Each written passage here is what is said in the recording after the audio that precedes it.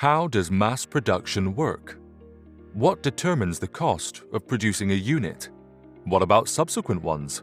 What's the behavior and relation between production and demand? These are just some of the questions that the concept of economies of scale answer, which is crucial to understand why we let other people produce what we consume and trust our survival to markets.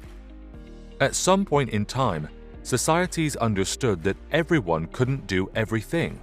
Some tribal members foraged, while others gathered water and took care of the community. Some specialized in primitive medicines or helped spiritually. By letting others become experts on different skills, one could enjoy a better way of life. The best hunters could bring the strongest praise. Expert builders created safe houses. Specialized blacksmiths crafted the best shields, and so on. Division of labor, the separation of a work process into a number of tasks, is what firstly underlays below economies of scale. Rigorously, economies of scale are cost advantages reaped by companies when production becomes efficient. Companies achieve economies of scale when they lower their unitary cost by increasing total production. This happens because costs are spread over a larger number of goods. This could be the case of a producer of boxes who uses large capital equipment with fixed costs and divides its energy costs on more boxes. Not only spreading fixed costs is a source of efficiency, there are several reasons why economies of scale give rise to lower per unit costs. First, specialization of labor and more integrated technology boost production volumes. Second, lower per unit costs can come from bulk orders from suppliers. Most consumers don't understand why a smaller business charges more for a similar product sold by a larger company. An industry may also be able to dictate the cost of a product if there are a number of different companies producing similar goods within that industry. Think about the cost of making a sandwich. Many supermarkets sell them at $2.5 per unit. What would be the cost of making it all by yourself? This includes growing the tomatoes, killing a chicken, etc. Certainly, you will have to spend months at least to complete the whole process and throw much more money and time. This is why markets are more efficient. When Adam Smith wrote about the invisible hand, he meant that by pursuing self-interest, people tend to help everyone in the process. Economies of scale often have limits. One cannot lower their cost forever. A common limit for a low cost per unit is saturating the regional market, thus having to ship products to uneconomic distances. Other limits include using energy less efficiently or having a higher defect rate.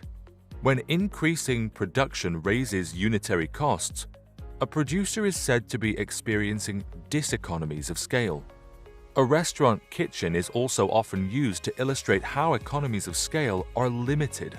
More chefs in a small space get into each other's way. In economics charts, this has been illustrated with a U-shaped curve. Something that you might ask yourself is whether economies of scale always lead to monopolization of markets, as one could think that it would be beneficial to lower costs of a single producer to make things cheaper for everyone. Would having only one producer per product or necessity be efficient? The short answer is no. While there is a tendency towards monopolization, at least regionally, inherent in economies of scale, the development of new products and technology derived from competitive advantages between players in markets more than counters the benefits of scale.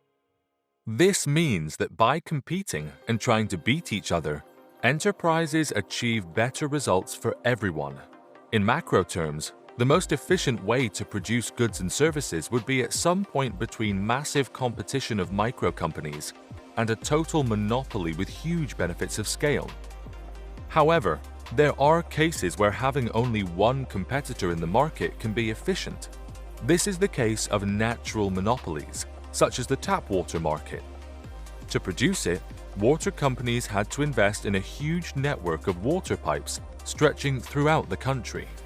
The fixed cost of this investment is very high. However, Since they distribute water to millions of households, it brings the average cost down. Would it be worth to have another water company building another network of water pipes to compete with the existing company? No, because if they only got a small share of the market, the average cost would be very high and they would go out of business, or they would transfer their costs to customers. Division of labor and economies of scale have been criticized by many social scientists because they are said to produce a phenomenon called proletarianization, which means the decrease of general skills of people subject to a repetitive job. More often than not, diseconomies of scale can be caused by weak morale relating to the size of a business. For example, staff are more likely to feel remote and develop a sense of alienation, which can lead to reduced productivity and wastage. The same usually happens regarding poor communication or external opposition. When companies grow, it becomes more difficult to coordinate a large workforce, and more than one person ends up working on the same function or task. Moreover, behavior that would have gone unpunished in a smaller firm is more likely to be seen as a threat as businesses increase in size, leading to public and governmental control over the business, increasing costs for everyone. In addition, the benefits of internal economies of scale for consumers may not be as beneficial as they seem.